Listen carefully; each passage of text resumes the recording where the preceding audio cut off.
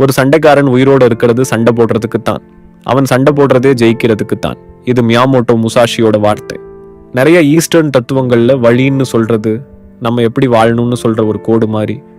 முசாஷியோட டோக்கோடோ, அதாவது தனியா நடக்கிற வழி, அவர் சாக போற டைம்ல எழுதின 21 வாழ்க்கை ரூல்ஸ். முசாஷி வெறும் ஃபேமஸான சாமுராய் மட்டும் இல்ல மக்கா, அவர் ஒரு பெரிய தத்துவவாதியும் எழுத்தாளரும் கூட.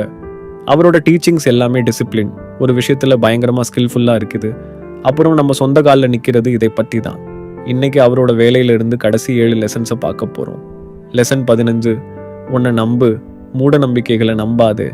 உனக்கு என்ன தேவையோ அது உனக்குள்ளேயே இருக்குன்னு முசாஷி நினைச்சாரு. லக்கை நம்பாதே, உன்னோட ட்ரைனிங், நீ பண்ணின ப்ரிப்பரேஷனை நம்பு. நீ உண்மையா பயப்பட வேண்டியது உன்னோட பயத்தையும் டவுட்டையும் தான்.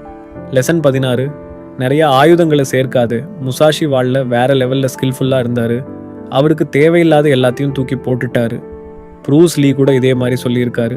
10,000 உதைகளை தெரிஞ்சவனை பத்தி கவலைப்படாதே, ஒரு உதைய 10,000 தடவை பிராக்டிஸ் பண்ணவனை பத்தி கவலைப்படு.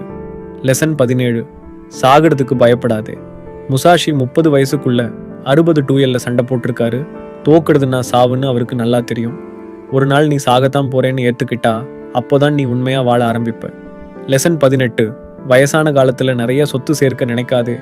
நிறைய பொருள் வச்சிருக்கிறத விட ஒரு குறிக்கோள் இருக்கிறது தான் முக்கியம்னு முசாஷி நினைச்சாரு. வயசான காலத்திலையும் அவர் மற்றவங்களுக்கு கற்றுக் கொடுக்கறதுல தான் ஃபோக்கஸ் பண்ணாரு, சொத்து சேர்க்கிறதுல இல்லை. லெசன் 19, புத்தாவையும் கடவுள்களையும் மதி, ஆனால் அவங்க கிட்ட உதவி கேட்காதே. முசாஷி தன்னோட பிரச்சனைகளை தானே ஹேண்டில் பண்ணுறதுல ரொம்ப ஸ்ட்ராங்காக இருந்தார். உன்னை காப்பாற்ற யாரும் வரமாட்டாங்க, நீ தான் உன்னோட ஹீரோவாக இருக்கணும். லெசன் 20, உன்னோட கௌரவத்தை காப்பாற்று.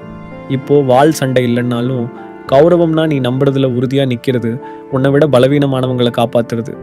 லெசன் 21, உன்னோட பாதையிலிருந்து விலகாதே. முசாஷியோட வாழ்க்கை முழுக்க அவரோட கலையில் மாஸ்டர் ஆகிறது தான். டிஸ்ட்ராக்ஷன்ஸை அவாய்ட் பண்ணி ஒரே விஷயத்தில் ஃபோக்கஸாக இருந்தார். அப்போது உன்னோட லைஃப் மிஷன் என்ன, அதை அடைய நீ டெய்லி என்ன பண்ணிட்டு இருக்க?